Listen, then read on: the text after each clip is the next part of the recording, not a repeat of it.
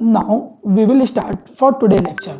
आज हम लोग, मेरा प्यारा बच्चा, आज का लेक्चर पढ़ेंगे। जो आज का लेक्चर है हम लोगों का, वो है प्यारा बेटा, that is इओपरेशन।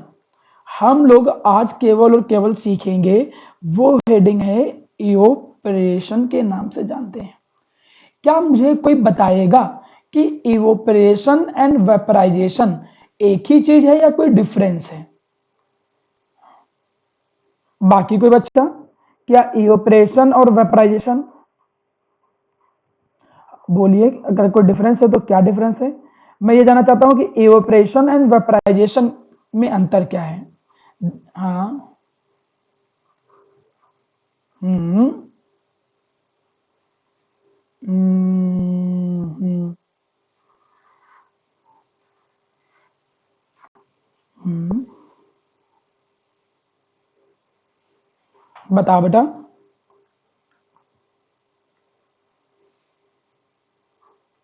Hmm hmm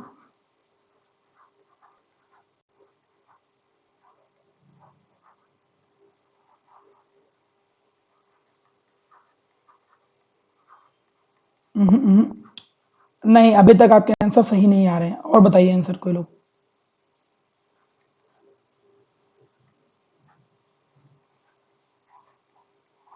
liquid से तो वेपर में दोनों, बेटा लिक्विड से वेपर दोनों में चेंज होता है। इवेपोरेशन में भी लिक्विड टू वेपर होता है और वेपराइजेशन में भी लिक्विड टू वेपर होता है। दोनों दोनों। हम्म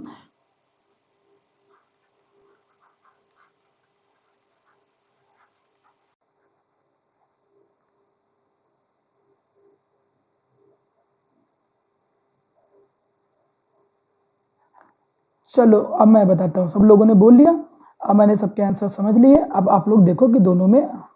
हाँ बताओ। चलो अब ठीक है। अब ध्यान सुनो। अब तुम लोग मेरी बात समझो।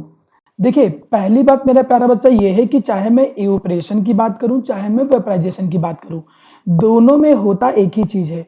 क्या होता है कि जो लिक्विड होता है, लिक्विड, वो लिक्विड को जब हम हीट देते हैं तो वो हीट देने पे वेपर में ही कन्वर्ट होते हैं। इन द बोथ फॉर्म, लिक्विड जो होता है वो गैस में कन्वर्ट होता है, चाहे मैं इवेपोरेशन की बात करूं बच्चों, चाहे मैं वेपराइजेशन की बात करूं। In the both case, evaporation and vaporisation, liquid is converted into gas. बस एक छोटा सा अंतर है। क्या अंतर है? कि जब हम बात करते हैं, सुनो अब मेरी बात सुनो। अब आप लोगों का मैंने आंसर सुन लिया। अब मैंने क्या कहा कि जो एक छोटा सा जो अंतर है वो ये है कि वेपराइजेशन तभी होता है जब बॉइलिंग पॉइंट हो। मतलब बॉइलिंग पॉइंट पर अगर कोई, जब बॉइलिंग पॉइंट पर किसी लिक्विड को गैस में कन्वर्ट करो, तब उसको हम वेपराइजेशन नाम देते हैं। जैसे मैं एक एग्जांपल की बात करूं, मैंने कहा वाटर की बात किया, तो जो वाटर तुम जानते हो लिक्विड फॉर्म में होता है बच्चों, ये जो लिक्विड फॉर्म वाला वाटर होता है, ये वेपर में कन्वर्ट होगा कितने डिग्री सेल्सियस पर? किसी को पता है कितने डिग्री सेल्सियस पे? 100 डिग्री सेल्सियस है। Very good. और 100 डिग्री सेल्सियस जो है वो क्या हो गया? Boiling point. वो क्या हो गया? Boiling point. पिछली क्लास में पढ़ाया था मैंने कि बॉइलिंग पॉइंट एक ऐसा टेम्परेचर होता है जिसपे कोई लिक्विड जो होता है वो वेपर में कन्वर्ट होना स्टार्ट हो जाए। तो यहां पर तुमने देखा कि भाई लिक्विड जो है वो गैस में कन्वर्ट हो गया अपने बॉइलिंग पॉइंट पे 100 डिग्री सेल्सियस पे। मेरा क्वेश्चन आप सभी बच्चों से, अरिमा और जितने भी अदर बच्चे हैं, सब लोगों से एक ही क्वेश्चन है, क्या वाटर गैस में केवल 100 डिग्री सेल्सियस पे ही कन्वर्ट हो सकता है कि और कुछ तरीका है? क्या है? नहीं, मैं ये कहना चाहता हूं, ठीक है, मैं ये कहना चाहता हूं कि 100 से कम पे नहीं वेपर में कन्वर्ट हो सकता क्या? कैसे? कैसे? नहीं नहीं, मैं ना, नहीं मैं ये नहीं कह रहा हूं। मैं आपसे ये पूछ रहा हूं, क्या कोई डेली लाइफ में तुम लोग एग्जाम्पल ऐसा जानते हो जिसमें हाँ, जैसे वही पूछ रहा हूं, वो बताओ कि 100 डिग्री सेल्सियस बिना जाए। हाँ। हम्म, तो बारिश हो रही है। हम्म, हाँ हाँ। बिल्कुल सही। Very good.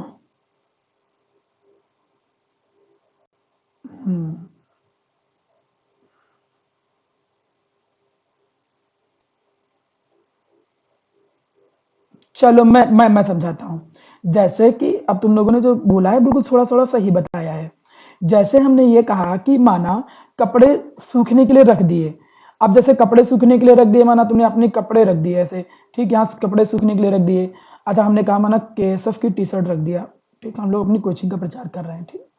हमने कहा कि कोटा एचडी फोरम की टी-शर्ट मिली थी, वो तुमने सूखने के लिए रख दी। अब सूखने के लिए जब रखा तो 100 डिग्री सेल्सियस थोड़ी चाहिए होता है यार। 100 डिग्री सेल्सियस का मतलब होता है पानी बॉईल करने लगे। 100 डिग्री सेल्सियस टेम्परेचर जिस दिन हो गया ना बाहर का, उस दिन रह नहीं पाओगे घर में। ये 40 डिग्री, हाँ आप लोग, हाँ बिल्कुल सही। अभी जब देखो 40 डिग्री सेल्सियस हो जाता है, 45 हो जाता है तो लोग रोने लगते हैं। राजस्थान में चले जाओ तो 45-50 ऐसे जाएगा। 100 बहुत ज्यादा हो गया। लेकिन जब तुम धूप में कपड़े रखते हो तो वो उसमें से पानी क्या हो जाता है, इवोपरेट हो जाता है। और पानी जो है वो वेपर में कन्वर्ट हो गया। लेकिन क्या उसने 100 डिग्री सेल्सियस टेम्परेचर लिया या वो बॉइलिंग पॉइंट पे गया? नहीं गया। मतलब तुम दो चीज देख रहे हो। तुम देख रहे हो कि कुछ लिक्विड जो होते हैं, सुनना, तुमने देखा कि कुछ लिक्विड जो होते हैं वो जब गैस में कन्वर्ट होते हैं, कुछ लिक्विड गैस में कन्वर्ट होते हैं। कब? जब वो उनका बॉइलिंग पॉइंट आ जाएगा, वो अपने बॉइलिंग पॉइंट पे कन्वर्ट होंगे। जब लिक्विड गैस में कन्वर्ट हो अपने बॉइलिंग पॉइंट पे, तब हम उसे कहते हैं वेपराइजेशन। लेकिन अगर बॉइलिंग पॉइंट से कम टेम्परेचर पे ही वो गैस में कन्वर्ट हो जाए तो उसे हम कहते हैं एओपरेशन। तो दोनों में अंतर समझ में आया बच्चों सभी लोग? मतलब हाँ, अब देखो डिफिनेशन देखो, तुमको समझ में आ जाएगी। डिफिनेशन देखो क्या लिखा है मैंने। मैंने लिखा है कि इवोपरेशन एक प्रोसेस होता है कन्वर्जन का। किसका प्रोसेस होता है कन्वर्जन का? लिक्विड का इनटू वेपर स्टेट। लिक्विड को वेपर में कन्वर्ट करने की प्रोसेस किसी भी टेम्परेचर पे बिलो इट्स बॉइलिंग पॉइंट, उसके बॉइलिंग पॉइंट से कम पे अगर वो वेपर में कन्वर्ट हो जा रहा है लिक्विड, तो उसको हम इवोपरेशन नाम देंगे। और अगर बॉइलिंग पॉइंट पे कन्वर्ट हो रहा है तो उसे वेपराइजेशन नाम देंगे। पानी को जब तुम घर में बर्तन में बॉईल करते हो तो 100 डिग्री सेल्सियस देते हो तब बॉईल करता है। और कभी कभी क्या होता है कि कम पे ही वो क्या हो जाता है, वेपर में कन्वर्ट हो जाता है। कई सारे बच्चों के मन में क्वेश्चन आएगा, सर ऐसा क्यों? क्या कारण है कि यहाँ पे पानी जो है उसको 100 डिग्री सेल्सियस देना पड़ रहा है, वहां कम टेम्परेचर पे काम चल जाता है? तो याद करो, हमने एक डिफिनेशन सिखाई थी बॉइलिंग पॉइंट की, और हमने कहा था कि वो टेम्परेचर जिस पे लिक्विड का प्रेशर, लिक्विड का वेपर, हाँ वेरी गुड, एटमॉस्फेरिक प्रेशर के इक्वल हो जाए। तो जब गर्मी उर्मी का टाइम होता है तो गर्मी उर्मी में एटमॉस्फेरिक प्रेशर कम हो जाता है। जब एटमॉस्फेरिक प्रेशर कम हो जाएगा तो कम टेम्परेचर पे ही वो उसमें कन्वर्ट हो जाएगा गैस में। जब आप क्वेश्चन दे लिया करो तो माइक बंद कर लिया करो बेटा, ठीक है? तो आवाज फिर सबको सुनाई देती है। हाँ, अब हमने क्या कहा मेरा प्यारा बच्चा कि तुमने देख, वो तो चलो एक कॉन्सेप्चुअल क्वेश्चन है, वो तुम जब बड़े हो जाओगे धीरे धीरे तब समझना शुरू करोगे। नाइन्थ के लेवल में उतना डीप लेवल में जाने की जरूरत नहीं है। आप अभी केवल बस इतना याद रखो बच्चों कि इवोपरेशन एंड वेपराइजेशन दोनों अलग अलग चीज हैं। अगर कोई लिक्विड अपने बॉइलिंग पॉइंट पर वेपराइज होता है, कोई लिक्विड अपने बॉइलिंग पॉइंट पर गैस में कन्वर्ट होता है, तो हम उस प्रोसेस को कहते हैं वेपराइजेशन। और अगर अपने बॉइलिंग पॉइंट से कम पे कन्वर्ट होता है तो उस प्रोसेस को हम कहते हैं evaporation.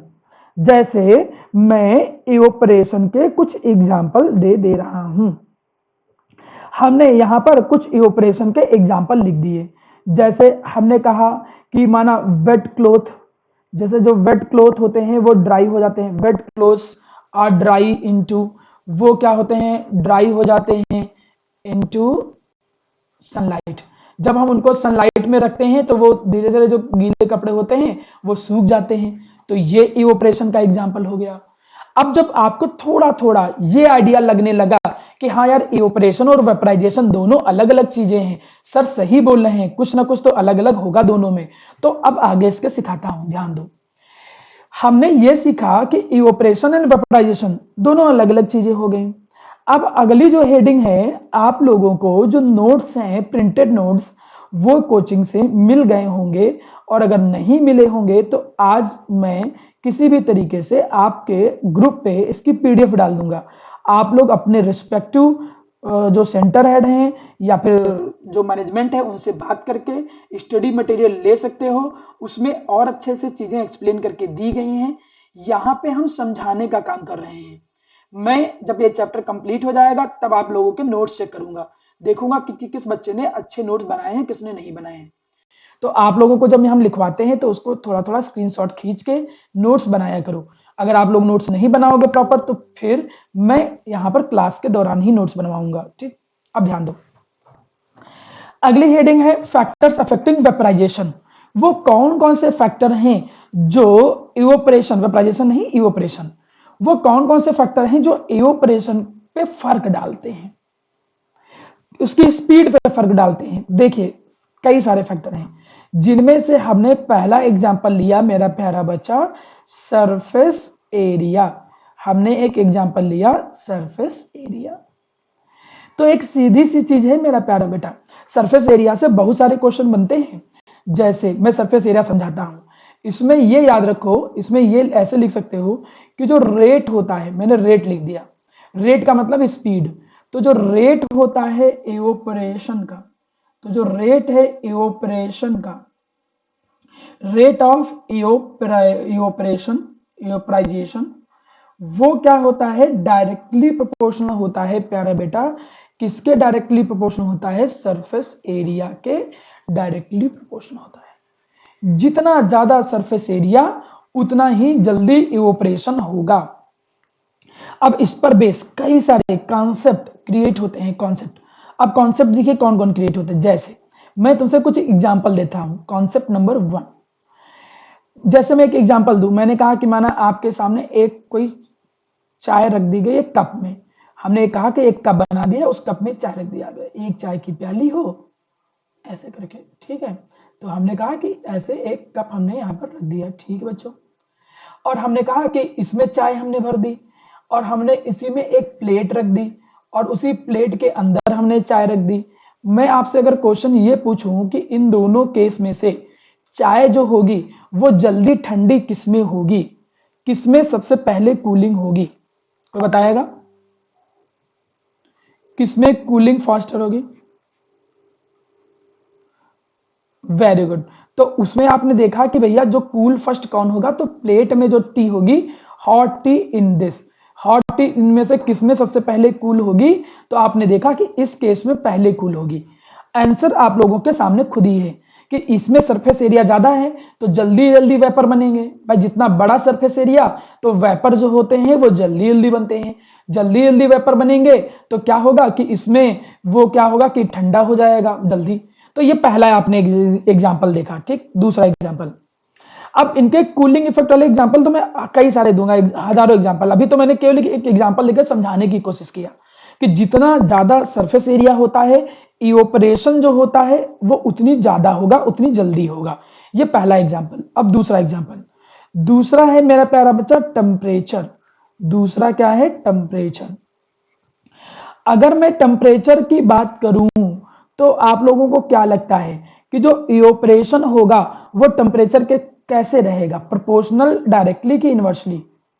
Rate of evaporation directly और इनवर्सली का मतलब जानते हो तुम लोग कि मैं सिखाऊं? देखो पहले समझो, मैंने कहा कि कभी कभी कुछ चीजें जो होता है वो डायरेक्टली होता है और कुछ चीजें होता है इनवर्सली। जैसे हमने कहा कि आपका मन और पढ़ाई वो क्या होता है? इनवर्सली प्रोपोर्शनल है। या ये ऐसे इनवर्सली प्रोपोर्शनल ना करो, आप वो ऐसे कर लो कि पढ़ाई और मस्ती ये एक दूसरे के उल्टी चीजें होती हैं। ये एक दूसरे का उल्टा रेशियो होता है। अगर तुम मस्ती ज्यादा कर रहे हो इसका मतलब पढ़ाई नहीं करोगे, पढ़ाई ज्यादा कर रहे हो तो इसका मतलब मस्ती पे कंट्रोल करना पड़ेगा। उल्टा ही तो हो गया। या फिर आप ऐसे कर सकते हो कि जो आप मस्ती करते हो और आपके जो नंबर हैं, मस्ती और जो नंबर हैं एग्जाम में जो नंबर्स हैं ये एक दूसरे के क्या होते हैं? Inversely proportional. इनवर्सली प्रोपोर्शनल का मतलब समझ में आ रहा होगा। इनवर्सली प्रोपोर्शनल का मतलब अगर तुम लोगों ने मस्ती ज्यादा किया तो नंबर आपके क्या होंगे? कम, ठीक। और अगर आपको नंबर ज्यादा चाहिए तो मस्ती क्या करनी पड़ेगी? बताओ कम, वेरी गुड। तो उल्टा जब रिलेशन होता है तो उस रिलेशन को हम लोग क्या बोलते हैं मेरा बच्चा? Inversely proportional. इनवर्सली प्रोपोर्शनल बोलते हैं, याद रखिएगा, इनवर्स। यहीं पे चलो, अच्छा मैं देखता हूं कितने बच्चों का कॉन्सेप्ट क्लियर है इनवर्सली और डायरेक्टली। मैं ये कहूं कि जो पढ़ाई है और आपके जो नंबर हैं ये एक दूसरे के कैसे प्रोपोर्शनल होंगे, डायरेक्टली कि इनवर्सली? वेरी गुड, वो एक दूसरे के डायरेक्टली प्रोपोर्शनल होंगे। मतलब जितना ज्यादा तुम पढ़ाई करोगे, मेहनत करोगे, उतने ज्यादा आपके नंबर आएंगे एग्जाम में। जितना कम पढ़ाई करोगे उतने कम नंबर आएंगे। तो इस तरीके के रिलेशन को हम लोग क्या बोलते हैं? Directly proportional. तो मैं ये दो शब्द कई बार यूज करूंगा, ये केवल 9th में ही नहीं है, ये आने वाले टाइम में भी यूज होगा। तो एक होता है डायरेक्टली प्रोपोर्शनल और एक होता है इनवर्सली प्रोपोर्शनल। अब मैं इधर वाला चीज मिटा दे रहा हूं, ये तो खाली समझाने के लिए था। मैं आपसे ये कह रहा था कि कोई बताएगा कि रेट ऑफ इवोपरेशन, इवोपरेशन कितनी जल्दी हो रहा है, वो टेम्परेचर के क्या होगा? डायरेक्टली प्रोपोर्शनल की इनवर्सली प्रोपोर्शनल? कोई एक लोग, क्या लग रहा है? डायरेक्टली होगा। तो क्यों होगा डायरेक्टली प्रोपोर्शनल? सीधी सी चीज है प्यारा बेटा कि जितना ज्यादा टेम्परेचर होगा उतनी ही ज्यादा मॉलिक्यूल के पास काइनेटिक एनर्जी होगी। काइनेटिक एनर्जी तुमने शब्द सुना होगा, जैसे आपने सुना होगा कि जितनी एनर्जी होती है, जितनी एनर्जी होती है किसी भी मॉलिक्यूल के अंदर उतनी ही ज्यादा काइनेटिक एनर्जी होती है, और जितना ज्यादा टेम्परेचर होता है उतना ही ज्यादा काइनेटिक एनर्जी होता है। जैसे तुम लोग तो सीबीएसई बोर्ड के हो, अपनी एनसीईआरटी में जाओ तो एनसीईआरटी के इन टेक्स्ट में उनके क्वेश्चन भी प्रैक्टिस कराऊंगा, उनके क्वेश्चन में लिखवाऊंगा कॉपी में, ठीक है? फिर उसको एक एक डिस्कस करेंगे। तो एक क्वेश्चन आता है कि बताओ व्हाई हॉट सिजलिंग फूड, ऐसे करके एक क्वेश्चन है, अगर आप देख रहे होगे कि बताओ जो हॉट सिजलिंग फूड होता है उसकी स्मेल जो होती है, हॉट सिजलिंग फूड स्मेल, वो आपको दूर से ही क्यों आ जाती है? दूर से ही आ जाएगी। मतलब तुम देख रहे हो जिसके घर में खाना बनना होता है ना, घर के बाहर से पता चला, अरे हाँ इनके यहाँ कोई बढ़िया खाना बनना है, अरे हाँ इनके यहाँ तो आज बिरयानी बन रही है। वेरी गुड, हाँ बोलो, हाँ बताओ।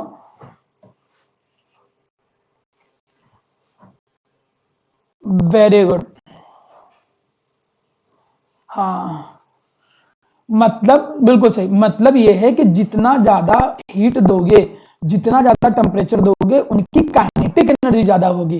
काइनेटिक एनर्जी का मतलब होता है मूवमेंट करने की एनर्जी। मूवमेंट करना उतना आसान होगा। तो जो गर्म फूड होता है वो बहुत दूर दूर तक भाग जाएंगे और तुमको स्मेल दूर तक आ जाएगी, उनके पार्टिकल्स की स्मेल। तो इसीलिए हमने कहा कि अब इसका आंसर अगर तुम देखो यहां पर ध्यान से, आपको पता चल रहा होगा कि जैसे जैसे तुम टेम्परेचर बढ़ाओगे वैसे वैसे क्या होगा कि जो काइनेटिक एनर्जी होगी, के का मतलब kinetic energy, kinetic energy of gas molecule, तो जो गैस के मॉलिक्यूल की काइनेटिक एनर्जी होगी वो बढ़ जाएगी। मतलब वेपर्स मूव फास्टली, जिससे क्या पता चलेगा कि जो वेपर्स होंगे वो ज्यादा तेजी से मूवमेंट करेंगे, और वेपर्स जब फास्टली मूवमेंट करेंगे तो मतलब इवेपोरेशन जल्दी जल्दी होगा। तो ये दो चीजें तो समझ में आगे होंगे, दो फैक्टर में कोई समस्या तो नहीं होगी किसी को। किसी को जो पढ़ाता हूं उसमें कोई समस्या हुआ करे बता दिया करो, शर्माने की कोई जरूरत नहीं है। आप जब हमसे नहीं पूछोगे तो पूछोगे कैसे फिर? तीसरी चीज, अब तीसरी चीज हमने कहा ह्यूमिडिटी। तीसरी चीज हमने कहा ह्यूमिडिटी। ह्यूमिडिटी का मतलब होता है amount of water vapour present in air. Humidity का मतलब होता है amount of water vapour, water vapours in air. Airs के अंदर कितना वाटर वेपर्स प्रेजेंट है। कोई बताएगा कि ह्यूमिडिटी जब ज्यादा होगी तो उसमें इवेपोरेशन जल्दी होगा कि कैसे होगा, बताओ। ये देखो, ये महारानी बोल रही है कि जल्दी होगा। हमको लगता है ये कभी तुम कभी कभी हमको लगता है जिंदगी में कपड़े उपड़े बर्तन वर्तन कभी धुलवाती नहीं मम्मी। मम्मी से हम बोलेंगे इनसे काम हम करवाएं दिन भर, तब इन लोगों को थोड़ा डेली लाइफ की समझ तो आए। उन लोगों को समझ ही नहीं आता। अब देखो जैसे कपड़े होते हैं, कपड़े जब धूप में रखो तब जल्दी सूखते हैं कि जाना बारिश वाले दिन जल्दी सूखते हैं? बारिश में ह्यूमिडिटी ज्यादा होती है ना। हाँ हाँ वही तो है। तो ह्यूमिडिटी अगर ज्यादा होगी, मतलब इन्वायरमेंट में मॉइस्चर ज्यादा है, तो मॉइस्चर अगर ज्यादा होगा तो जल्दी जल्दी इवेपोरेशन नहीं होगा। उससे आपको यह पता चला कि जो ह्यूमिडिटी होती है, देखिए एयर की अपनी एक लिमिट है, मतलब कुछ एक अपनी लिमिट है जितना वो वाटर होल्ड कर सकता है। जब पहले से ही वाटर है तो एयर कितना वाटर खींचेगा, ये थोड़ी है कि वाटर कितना ज्यादा खींच लेगा। Air around us can not hold more than a definite amount of water vapour. Reason की अगर मैं बात करूं तो रीजन क्या है, रीजन आप इसमें ऐसे लिख सकते हो कि जो एयर होता है, एयर अराउंड अस, जो एयर होता है एयर अराउंड अस, वो नहीं होल्ड कर सकता है, कैन नॉट होल्ड, वो नहीं होल्ड कर सकता है। क्या नहीं होल्ड कर सकता है? Water vapour more than a definite, more than a definite amount of water vapour, definite. हाँ, कोई तरीके से अगर तुम कर लो, जैसे कि माना बाहर से ब्लोवर वोलर चला दो, ब्लोवर चला के जो एयर के अंदर पहले से पानी है उसको उड़ा दो, तो एयर और खींच लेगा पानी। मतलब जब एयर के अंदर, हाँ बारिश तो, हाँ जो पानी ज्यादा कर दिया वो बारिश के रूप में नीचे आने लगेगा। मतलब सीधी चीज है कि एयर जितना पानी होल्ड किया है, अब उससे ज्यादा नहीं होल्ड कर पाएगा। अब उससे ज्यादा जब होल्ड करवाने लगोगे तो वो छोड़ देगा, जब छोड़ देगा तो बारिश होने लगेगी। वही तो बारिश होने का रीजन है। जब तुम धीरे धीरे केमिस्ट्री आगे पढ़ते जाओगे तो मैं बताऊंगा कि कैसे बारिश होती है। और आजकल तो बारिश जो होती है उसको साइंस के टर्म में जबरदस्ती भी करवा सकते हैं। याद करो चाइना में जब क्या हुआ था कि ओलंपिक होने थे, तो ओलंपिक के एक दिन पहले उन लोगों ने पूरी तैयारी कर ली थी। अब ये लोगों ने कहा कि नहीं, जो बारिश होगी जिस दिन ओलंपिक का ओपनिंग होगी उसी दिन बारिश हो जाएगी, ये बोला गया।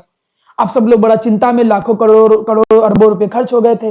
तो उन लोगों ने क्या किया कि उसके एक दिन पहले जबरदस्ती बारिश करवा दी। मतलब वो एरोप्लेन से गए और कुछ केमिकल बादलों के ऊपर छिड़का।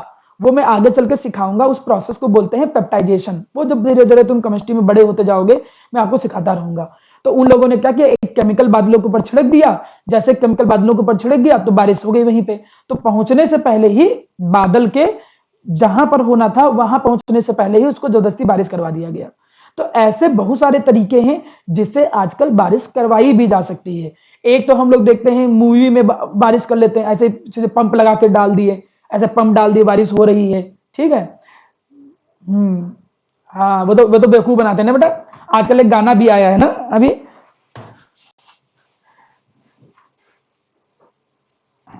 हाँ हाँ हाँ, बिल्कुल बिल्कुल, वो सब लोगों को बेवकूफ बनाते हैं, ठीक है। तुम लोग जो केमिस्ट्री पढ़ के अच्छे बन जाओगे तो सब लोगों को बता देना, उनको बताना कि नहीं ये सब लोग बेवकूफ बनाते हैं खाली।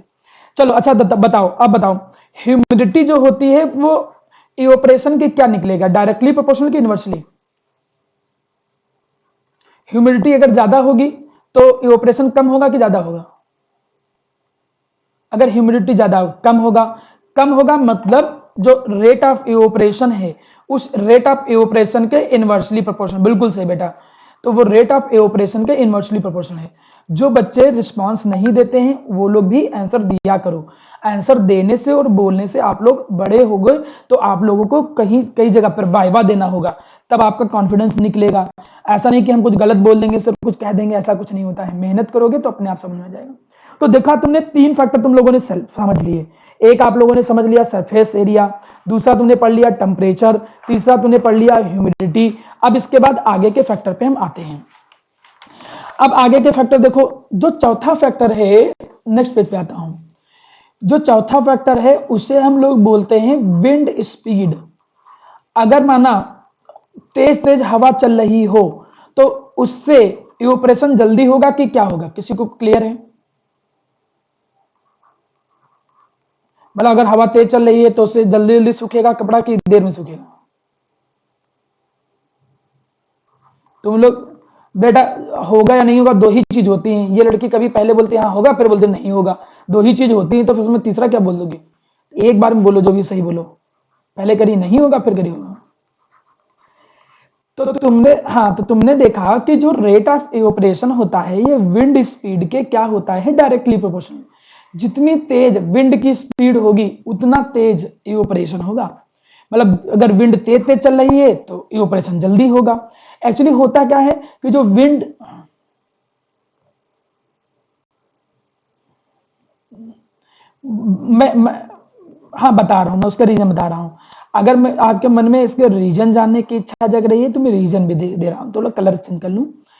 रीजन आप बोलोगे क्या मेरा बच्चा, कि जैसे आप विंड की स्पीड बढ़ाते हो, एज विंड की स्पीड आप लोग क्या करते हो, इंक्रीज होगी। आप बढ़ाओ या नेचुरली, वो तुम देखते होगे ना, कभी कभी कपड़ा सुखाने के लिए हम लोग पंखा रख देते हैं, पंखा रख देते हैं, पंखे में जल्दी सूख जाता है। तो क्यों क्यों क्योंकि जैसे जैसे विंड की स्पीड हम बढ़ाते हैं तो उससे क्या होगा कि पार्टिकल ऑफ वेपर्स जो होते हैं, वही मॉइस्चर वाले पार्टिकल, तो जो पार्टिकल ऑफ वाटर वेपर होंगे वो उसको बहा के लेके चला जाएगा। पार्टिकल ऑफ वाटर वेपर्स वो क्या होंगे, मूव अवे विद विंड, वो क्या होंगे, मूव अवे विद विंड, वो क्या होंगे, विंड के साथ साथ मूवमेंट कर चले चले जाएंगे। और जैसे जैसे पानी के वेपर विंड के साथ भागेंगे उतनी जल्दी कपड़ा सूखेगा। फिर थोड़े और वाटर वेपर निकले, वो और भी पानी के साथ चले गए, तो यहाँ पे पानी के वेपर कम हुए तो फिर जल्दी से और निकल आएंगे। तो इस तरीके से कपड़े से पानी के वेपर कम होते चले जाते हैं, वो धीरे धीरे विंड के साथ बहते चले जाते हैं, इसीलिए विंड के साथ वो डायरेक्टली प्रोपोर्शन होते हैं। अगर आपने चारों फैक्टर सीखे तो अब चारों का रिवीजन करता हूं। चलो चारों के रिवीजन में जल्दी जल्दी बताना हमें। सबसे पहला फैक्टर था सरफेस एरिया। सरफेस एरिया और इवेपोरेशन क्या था, डायरेक्टली की इनवर्सली, ये बताना है। तो वो डायरेक्टली प्रोपोर्शनल था। डायरेक्टली प्रोपोर्शनल का मतलब जितना ज्यादा सरफेस एरिया उतना ही ज्यादा इवेपोरेशन था। दूसरा फैक्टर अब आप लोग बताओगे, बताओ सरफेस टेम्परेचर, टेम्परेचर और इवेपोरेशन क्या था, टेम्परेचर और इवेपोरेशन तुम लोग एक बार में सीखते ही नहीं हो, वो डायरेक्टली था। जितना ज्यादा टेम्परेचर होगा, जितना ज्यादा टेम्परेचर होगा उतना ज्यादा इवेपोरेशन होगा, उतनी ज्यादा काइनेटिक एनर्जी होती थी, उतनी जल्दी मॉलिक्यूल सरफेस को छोड़ते थे। तीसरा, इवेपोरेशन और ह्यूमिडिटी। ह्यूमिडिटी क्या होता था, हाँ हमको लगता है एक ही तुमको समझ में आया सब लोगों को बस। इवेपोरेशन ह्यूमिडिटी के इनवर्सली प्रोपोर्शनल होता था। चौथा, विंड स्पीड। इवेपोरेशन और विंड स्पीड क्या होता था, डायरेक्ट। तुम लोगों को वो एग्जांपल जल्दी समझ में आए हैं जो डेली लाइफ में देखते हो। अब डेली, अच्छा ये भी तो डेली लाइफ में देखते थे, ये सरफेस एरिया वाला भी बता नहीं था, कप और चाय वाला। तुम लोग जब गरम गरम चाय होता है तो अब पता नहीं तुम लोग ज्यादा ओवर स्मार्ट शहर वाले हो गए हो, नहीं हम लोग तो गांव में ऐसे करते थे, बड़ी बड़ी प्लेट लेके उसमें आराम से खूब आवाज कर करके हम लोग चाय पीते थे। कौन ऐसा है जो हमारे तरीके से आवाज कर करके चाय पीता है, आप तो नहीं पीता, अब तो बड़े हो गए हैं, अब तो सब कहेंगे बच्चे रह गए क्या। हम्म। हाँ थाली वाली में था, जैसा दूध दूध मिल्क, जब तुम बिल्कुल छोटे बच्चे थे ऐसे खिलाने वाले ना, तब तो तुम लोग देख ही नहीं पा रहे होगे। तब वो थाली में गर्म करके, थाली में ठंडा करके तब आपके वैसे लगा दिया जाता था और पीते थे ना, ओ करते रहते थे, रोते रहते थे तुम लोग, मम्मी डांटती डांटती थी, तुम सुनते नहीं थे। याद है तुम लोग, नहीं याद है,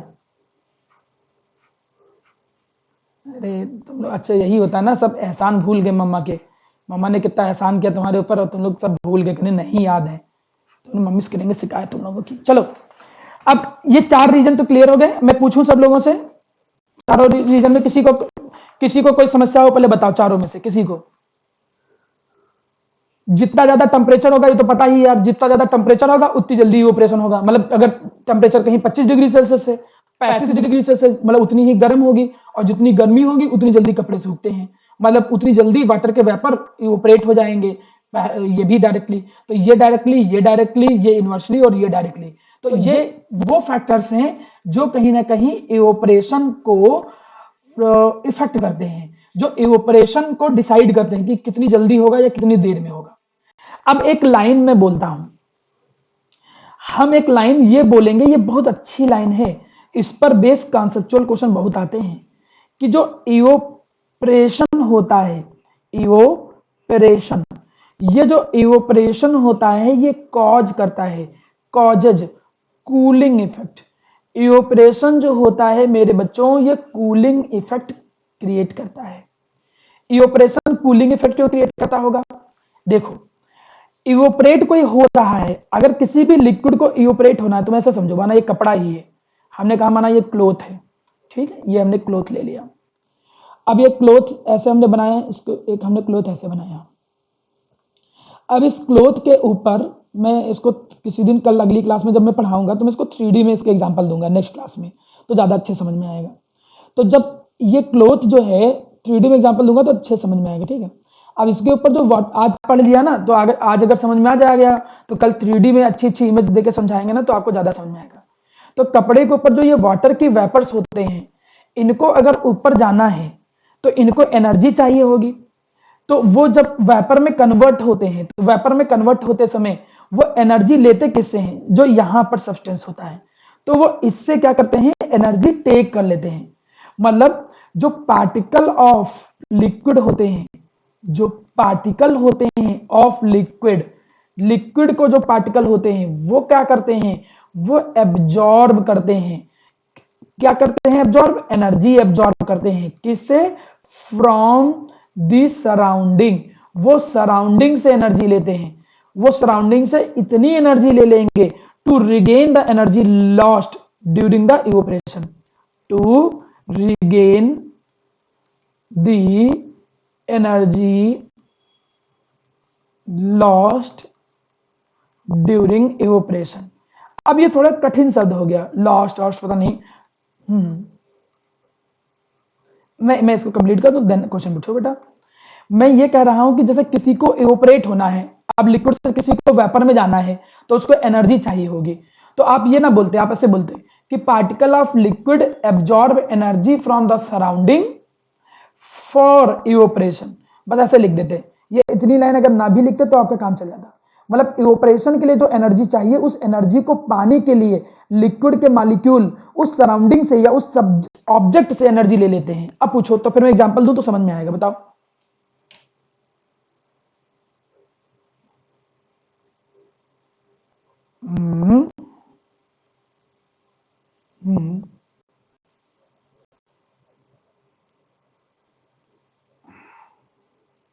मैं बेटा इसके एग्जांपल दे दूं तो समझ में आ जाएगा, ठीक है। फिर तुम्हारा साथ डाउट क्लियर हो जाए। मैं कुछ एग्जांपल देता हूं अच्छे अच्छे डेली लाइफ वाले। जैसे मैंने कहा कि कभी कभी तुमने माना गाड़ी वाड़ी लो, और गाड़ी वाड़ी में जैसे तुम्हारा हाथ हो गया, ठीक है, हमने कहा कि ये तुम्हारा हैंड हो गया, ठीक। अब हमने कहा कि माना तुम कभी कभी माना पेट्रोल स्कूटी में तेल डलाओ, तेल डलाते समय कभी कभी तुमने देखा होगा कि पेट्रोल टोल हाथ पे गिर जाता होगा ना।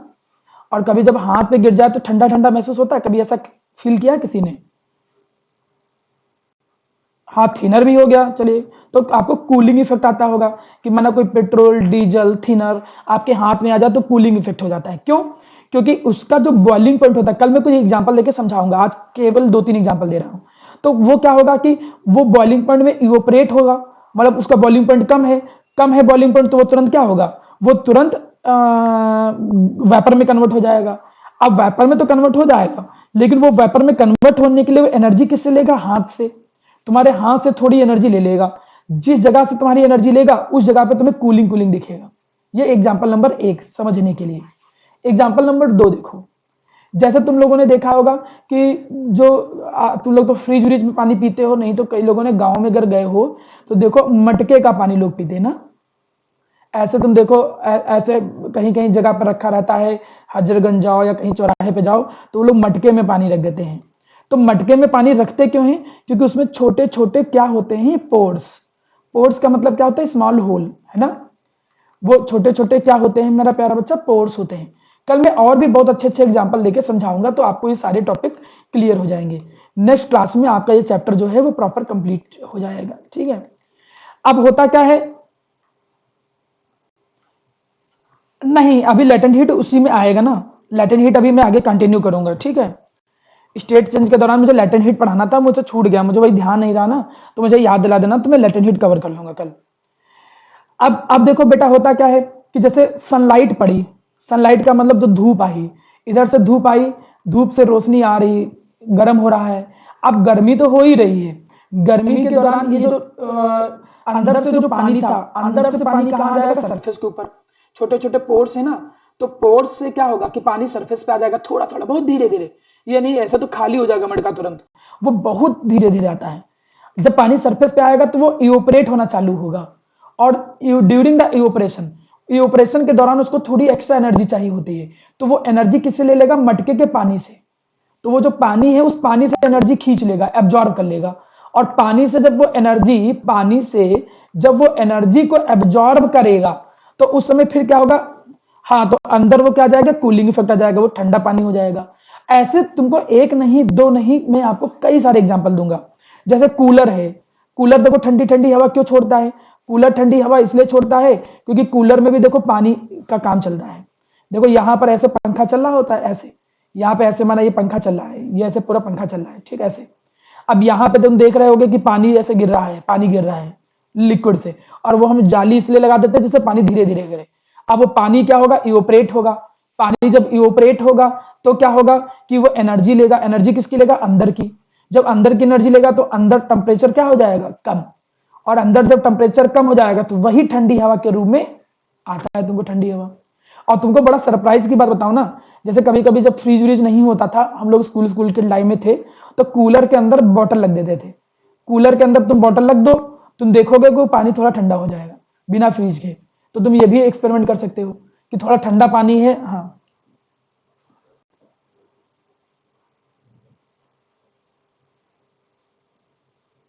क्यों?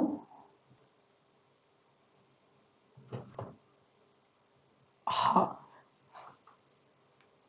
अब बिल्कुल कूलिंग इफेक्ट होगा, लेकिन मेरा अच्छा, धूप अगर तुम पे डायरेक्ट लगेगी तो जलन भी तो होगी। जैसे माना अब तुम एक एग्जांपल के तौर पे देखो, माना तुम धूप से आए, धूप से थके हारे आए, पसीना आ गया। अब धूप से आए, तुम्हारे ऊपर पसीने की लेयर चढ़ गई, पहले तो पसीना पसीना खूब हो गया, लेकिन जब धूप से तुम छां में जाते हो ना।